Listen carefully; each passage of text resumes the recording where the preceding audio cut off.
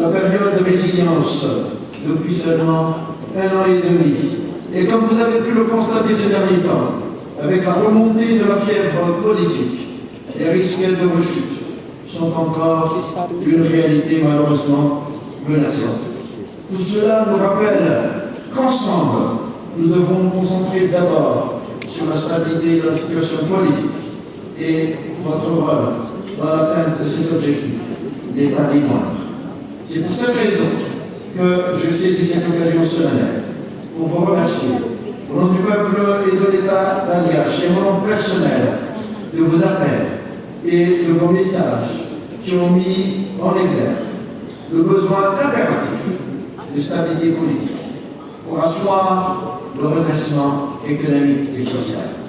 Vos messages aussi pour rassurer ceux qui sont nombreux, qui souhaitent investir dans la mise en valeur de nos richesses, une fois que les bases d'une gouvernance clarifiée sont en place ou sur la bonne voie de l'être.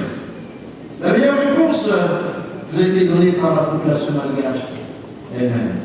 Elle a compris et fait comprendre par son calme et sa sérénité que le temps des coups de force et des jeux politiciens est révolu. La population a compris et fait comprendre que les enjeux du mieux-être auxquels elle aspire ne peuvent se réaliser que dans une société apaisée, où la diversité des points de vue ne doit pas faire perdre de vue l'essentiel.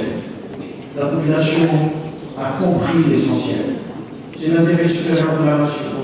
C'est la marche vers une prospérité inclusive où la répartition des richesses se fera de manière plus juste et plus équitable.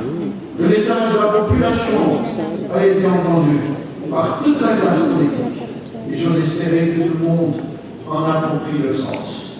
Personnellement, je l'ai ressenti comme un encouragement dans la mission qui m'a été confiée par le suffrage universel, mais aussi comme un rappel à plus de rapidité et d'efficacité en direction du bien commun.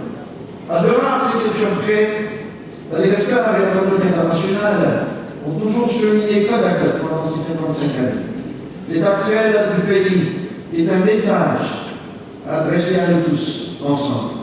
Certes, nous prenons sur nous la grande part de responsabilité de ce que nous vivons, de ce que nous devons affronter et corriger aujourd'hui. Mais nous sommes convaincus que le redressement se fait aussi avec la communauté internationale et aussi vite que possible, car c'est ce que la population attend de nous tous. Certes, la stabilité politique est une condition d'une bonne reprise de la coopération et des investissements.